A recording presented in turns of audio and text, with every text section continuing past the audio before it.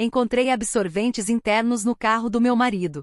Preferia que ele tivesse me sido infiel, para que meus filhos não tivessem que passar por isso. Sou uma mulher de 29 anos que está com meu marido de 30 anos há 7 anos, casada há 4. Nunca tive motivos para suspeitar que ele fosse infiel ou mesmo remotamente insatisfeita com nosso casamento. Ele gosta de brincar que ainda estamos na lua de mel, quase 5 anos e 2 filhos depois.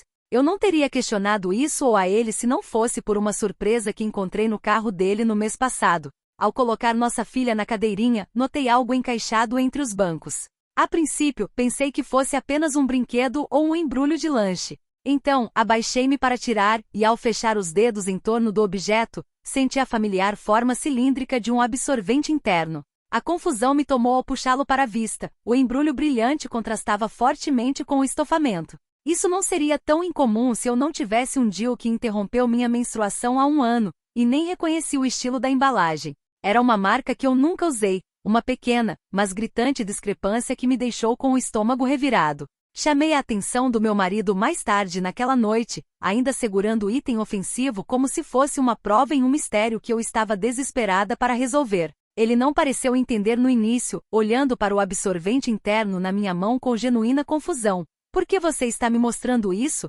Ele perguntou, franzindo a testa. Respirei fundo, tentando manter a voz firme. Encontrei isso no seu carro, entre os bancos, e não é meu. Não tenho menstruação há mais de 1 ano, lembra? Seu rosto permaneceu inexpressivo por mais um momento antes que a compreensão surgisse. Ele deu de ombros e disse que provavelmente pertencia à sua colega de trabalho, Fiona. Sua confusão inicial rapidamente deu lugar à displicência enquanto ele desconsiderava minhas preocupações com uma explicação despreocupada. Provavelmente a Fiona, disse ele com um encolher de ombros, voltando-se para o celular. Ela deve ter deixado cair quando saímos para almoçar outro dia. Olhei para ele esperando um sinal de que ele entendia porque aquilo me estava incomodando, mas não havia nada, nenhum pedido de desculpas, nenhuma preocupação, apenas uma displicência casual. Era como se o absorvente interno não fosse grande coisa e eu estivesse exagerando. Sua indiferença pareceu um tapa na cara, deixando-me cambaleando e questionando tudo o que eu pensava saber sobre nosso casamento. Não é incomum que meu marido faça carona para o almoço com seus colegas de trabalho, e ambos somos bastante próximos de Fiona e seu marido.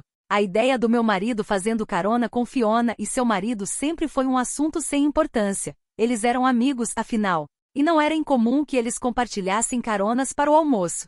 Na verdade, frequentemente socializávamos como casais, passando fins de semana nas casas um do outro para churrascos ou noites de cinema. Fiona e eu até nos aproximamos por experiências compartilhadas, como os desafios de equilibrar trabalho e vida familiar. Nossas crianças brincavam juntas enquanto conversávamos sobre tudo, desde as últimas fofocas do escritório até tópicos mais pessoais. Fazia sentido, considerando a frequência com que eles faziam carona. Eu me tranquilizei de que o absorvente interno poderia facilmente ter escorregado da bolsa de Fiona durante uma dessas saídas.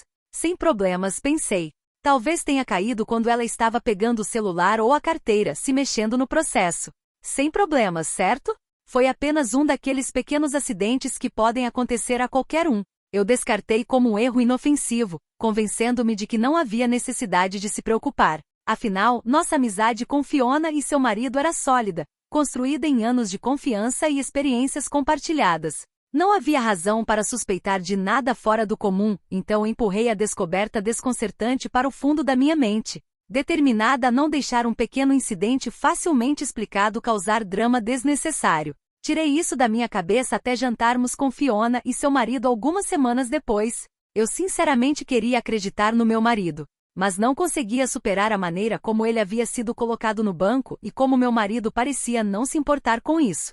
Talvez estivesse fingindo de desentendido, não sei. Fiz algo que agora me sinto meio louca por ter feito. Simulei uma emergência e perguntei a Fiona se ela tinha absorventes internos enquanto estávamos juntas. Ela me entregou um quase idêntico ao que eu havia encontrado no banco de trás, e eu suspirei de alívio. Então, o absorvente interno ali era provavelmente o mesmo absorvente interno aqui. E com toda a probabilidade havia uma explicação inocente para o motivo de tê-lo deixado no banco de trás. Pensei ter visto o fim dos produtos de higiene feminina fora do lugar até encontrar outro absorvente interno esta manhã, desta vez na minha gaveta de meias. Sinto-me fisicamente mal com a ideia de meu marido ter um caso. E ainda mais enjoada com a ideia de que a mulher poderia ter deixado esses absorventes internos para eu encontrar. Se fosse a colega de trabalho do meu marido, por que ela se entregaria oferecendo um para mim na outra noite? Em qualquer outra situação, eu gostaria de conversar com meu marido sobre isso, mas me sinto muito doente e envergonhada para me aproximar dele com o que encontrei. Contemplar todas as possíveis origens de 2 absorventes internos tem sido meu inferno pessoal nas últimas semanas, mas quis compartilhar uma atualização. Pouco depois de postar aqui, contei à minha irmã o que aconteceu. O absorvente interno no banco de trás, o da gaveta de meias, a falta de compreensão do meu marido. O absorvente interno de Fiona e todas as coisas que eu suspeitava, mas não queria acreditar. Comparamos os absorventes internos, exceto o do banco de trás, que eu já havia jogado fora, e eles eram iguais, apenas com absorção diferente. Eu não havia deixado nenhum em um lugar onde meu marido ou minhas filhas pudessem encontrá-los e movê-los. Minhas filhas não sabiam o que eram ou de onde vieram. Minha irmã estava convencida de que era Fiona, ou traindo meu marido, ou traindo-me, ou ambos. Uma confrontação direta de qualquer uma das partes ainda parecia uma má ideia, então ela sugeriu convidar Fiona e seu marido para nosso churrasco do dia do trabalho. Infelizmente eles já tinham planos. Minha irmã e eu concordamos que era muito cedo para câmeras sem outras evidências, então era apenas uma questão de esperar. Observando meu marido em busca de qualquer mudança de comportamento, não houve nenhuma. Nossa casa em busca de itens estranhos fora do lugar, não houve nenhum. E até mesmo as meninas em busca de novas amigas que elas pudessem ter conhecido. O marido da minha irmã era inflexível neste último ponto, e em parte por isso ele se recusava a acreditar que os absorventes internos eram inofensivos. Se algo tivesse acontecido dentro ou ao redor de nossa casa, ele disse que seria quase impossível me esconder de mim e das meninas, já que meu marido era quem as levava e buscava na creche e na maioria das outras atividades durante a semana. Senti um pouco de consolo nisso. Não foi até minha filha mais nova de 2 anos ficar doente na semana passada que eu senti algo diferente. Eu queria ficar em casa cuidando dela, mas meu marido insistiu que eu ficasse no trabalho enquanto ele ficava em casa com ela. Eu concordei. Minha irmã e seu marido acharam que era um bom sinal que ele tirasse folga de um momento para outro. E naquele ponto todos nós já estávamos começando a deixar o fiasco dos absorventes internos para trás. No 3º ou 4º dia eu estava apenas feliz em ver uma criança quase saudável e um marido que estava ajudando a cuidar dela. No fim daquela semana, porém, cheguei em casa com algo estranho. A criança pequena que eu deixei de manhã em um pijama velho estava agora vestida com um macacão que eu nunca tinha visto antes, com um pequeno prendedor de cabelo. Não posso dizer que tenho a memória mais aguçada, mas tenho uma boa ideia do que minhas filhas vestem no dia a dia, e particularmente que tipos de roupas elas usam. Eu havia desistido dos macacões compridos com botões na frente muito antes de termos nossa segunda filha. Os botões longos são apenas uma dor de cabeça e um não. Para trocas de fraldas eficientes, na minha opinião. Simplesmente não é algo que eu a vestiria, e meu marido sabe disso. Ele não planeja nem compra roupas para as meninas, e certamente não as assessora. Então fiquei desorientada e meio chocada com a ideia de alguém perto da nossa filha doente sem meu conhecimento. Não pensei 2 vezes e fui direto ao meu marido para perguntar se alguém tinha ido vê-lo ou as meninas. Ele pareceu confuso, como antes, e me perguntou por que eu pensaria isso. Tinha sido apenas ele e as crianças o dia todo. Perguntei a ele novamente se alguém sequer tinha passado para dizer olá, e ele negou. Ele me disse para me acalmar. Eu poderia ter explodido e apresentado as acusações naquele momento, mas nossa filha mais velha estava no quarto, e ela percebeu que algo estava acontecendo. Em um tom mais calmo, perguntei a ele pela 3ª vez se alguém tinha ficado perto de nossas filhas, e meu marido jurou que as meninas não tinham ficado perto de ninguém além dele. Ele também negou ter comprado roupas novas ou ter penteado o cabelo de alguém. Com nossa filha no quarto e minhas emoções à flor da pele, decidi deixar para lá. Não consegui entender naquela hora, e mal parece mais claro agora, depois de me deixar meio louca com explicações que não se encaixam. Depois de quase perder a cabeça por causa de um prendedor de cabelo e um macacão, percebi que não estava chegando a lugar nenhum com as acusações e palpites sem fundamento. Eu estava tão absorta na paranoia e na miséria da minha situação que não estava dormindo, comendo ou cuidando dos meus filhos da maneira como deveria, e não estava obtendo respostas. Então decidi usar as câmeras escondidas e mandá-las para a casa da minha irmã, com meu cunhado concordando em ajudar na instalação na minha casa.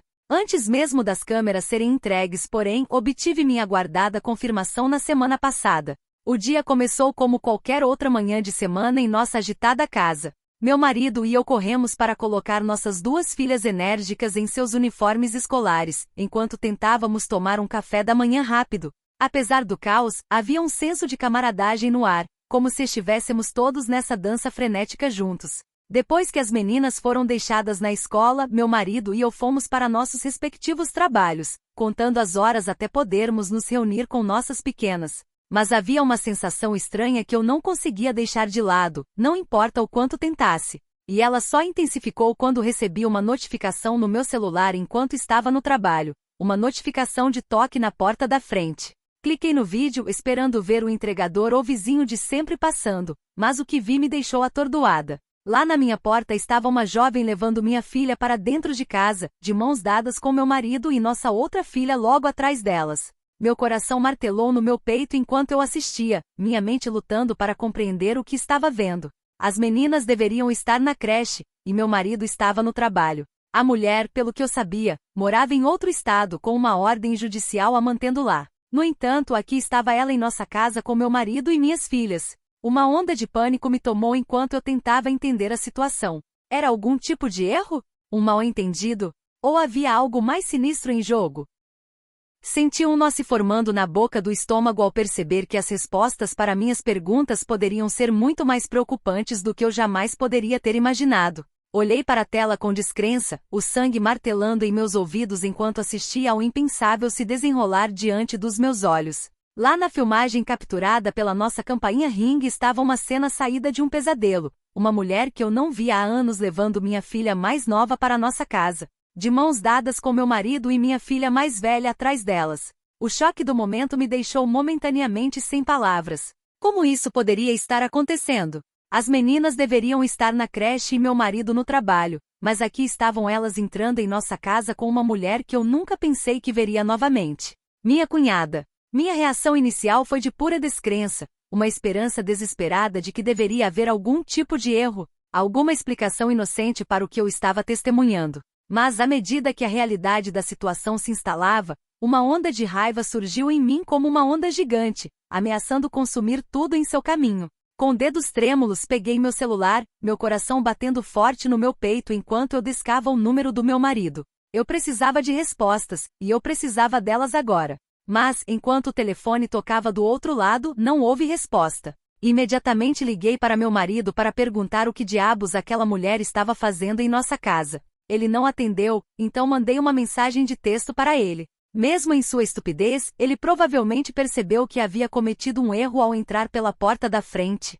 Soube que eu tinha recebido a notificação da Ring e quis atrasar o inevitável. Na quinta ou sexta ligação subsequente, porém, ele atendeu. A mulher na câmera era a irmã do meu marido, como eu viria a descobrir mais tarde. Ela era a provável fonte dos absorventes internos, do macacão e do laço. Ela também é registrada como uma pessoa com histórico de abuso e uma dependente em recuperação que passou a maior parte de sua adolescência e início da idade adulta, coagindo o silêncio de outro membro da família do meu marido depois de abusar deles. Eu não havia ou ouvia falar dela há anos, e pela maneira como meu marido falava dela, eu não esperava que jamais o fizesse. Mas aqui estava ela em nossa casa com nossas filhas.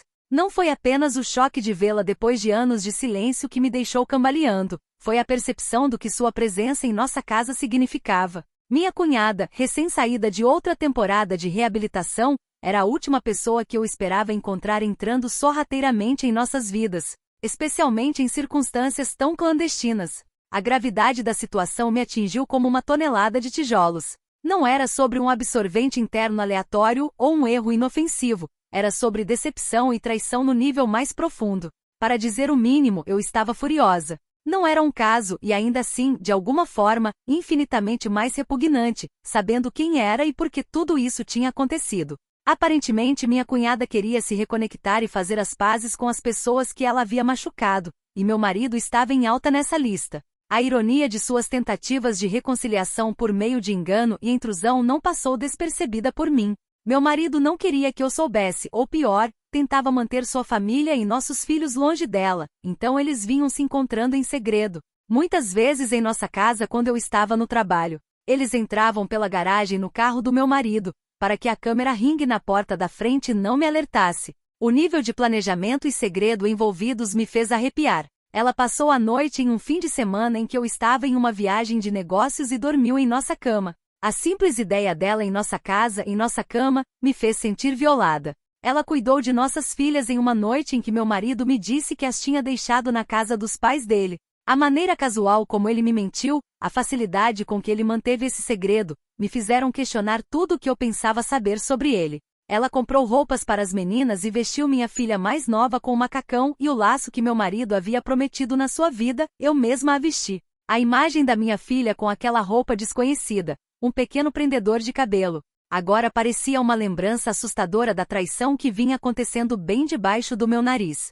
E no entanto, quando me virei para meu marido em busca de consolo, por um vislumbre de esperança diante da incerteza, tudo o que encontrei foi descrença e negação. Ele desconsiderou minhas preocupações com um encolher de ombros casual, insistindo que tudo estava na minha cabeça, que eu estava exagerando em uma série de coincidências inofensivas. Meu marido jurou que tudo isso estava na minha cabeça, os absorventes internos, o macacão, o laço e tudo mais. Ele estava perfeitamente satisfeito em me ver agonizar por semanas por causa de uma mulher que ele insistia que não existia, descartando cada descoberta progressivamente mais perturbadora como se fosse novidade para ele e dizendo que eu estava sendo irracional. Ele insinuou que eu estava sofrendo de depressão pós-parto 2 anos depois de ter dado à luz. 4 anos depois, eu lhe disse que um dos meus maiores medos em relação à maternidade era sofrer de DPP como minha mãe teve comigo, de não estar totalmente presente para nossos bebês e ficar com um mundo de culpa e arrependimento à medida que eles crescessem. Mas à medida que a semana se estendeu para meses e a verdade permaneceu teimosamente evasiva, minha paciência se esgotou, substituída por uma raiva crescente que ameaçava me consumir inteiramente. Como ele poderia descartar meus medos com tanta frieza, me manipular para duvidar da minha própria sanidade? Como ele poderia ficar parado enquanto nossa família estava à beira do colapso? Ele me disse que eu não estava dormindo o suficiente, que eu sentia muita falta das meninas, que eu precisava dar um passo para trás e reavaliar o estado da minha saúde mental. Dei a ele o benefício da dúvida porque ele era meu marido e porque nenhuma outra versão dos eventos fazia sentido. Agora, depois de um mês dessa confusão mental, não tenho nada para mostrar minha confiança, a não ser essa situação patética e muita raiva. Meu marido não conseguiu se explicar quando confrontado. Ele gaguejou e tropeçou em suas palavras, oferecendo desculpas desanimadas que não faziam sentido. Ele murmurou algo sobre tentar me proteger de estresse desnecessário, sobre sua irmã apenas querer fazer as pazes, mas suas palavras eram desconexas e não convincentes.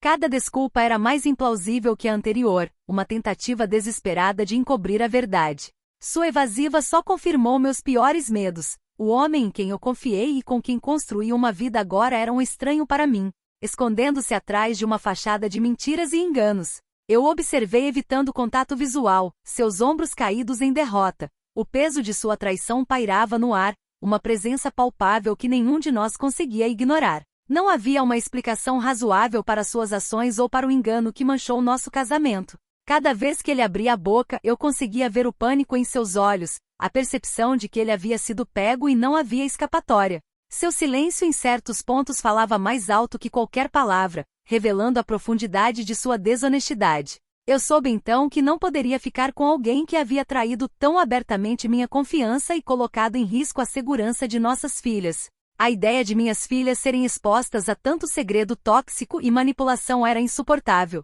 Eu tinha que priorizar o bem-estar delas, e isso significava tomar a decisão mais difícil da minha vida. Com o coração pesado, eu disse a ele que tinha acabado. O olhar de choque e desespero em seu rosto foi quase lamentável, mas não pôde apagar o dano que havia sido causado. Eu me afastei, determinada a proteger minhas filhas de qualquer dano adicional. Decidi terminar o relacionamento e pedir o divórcio. A decisão foi ao mesmo tempo dolorosa e empoderadora. Foi devastador reconhecer que nossa jornada de 7 anos juntos havia chegado a um fim tão amargo, mas também foi libertador assumir o controle da minha vida e priorizar meu bem-estar e o de minhas filhas. O processo de divórcio foi longo e doloroso. Cada passo parecia uma nova batalha em uma guerra sem fim. Houve inúmeras sessões judiciais, cada uma mais desgastante que a anterior, onde eu tive que reviver a dor e a traição repetidamente. Meu marido lutou contra mim a cada passo do caminho, recusando-se a assumir a responsabilidade por suas ações e tentando se pintar como a vítima.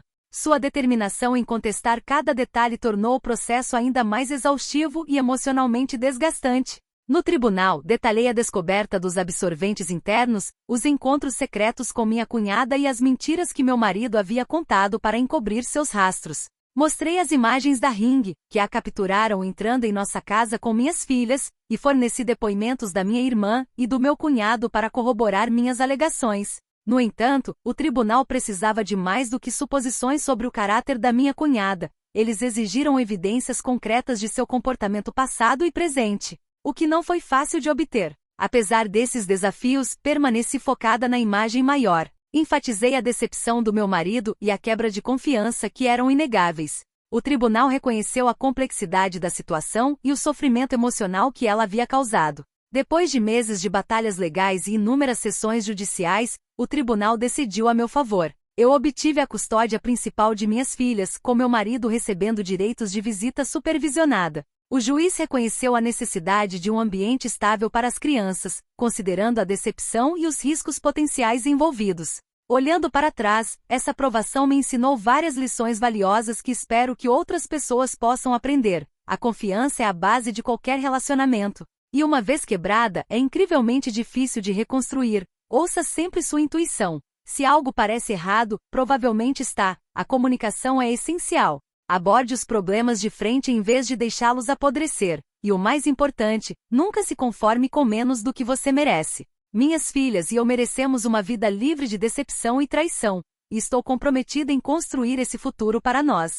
Na sua opinião, o que você acha desta história? Deixe seu comentário dando sua opinião.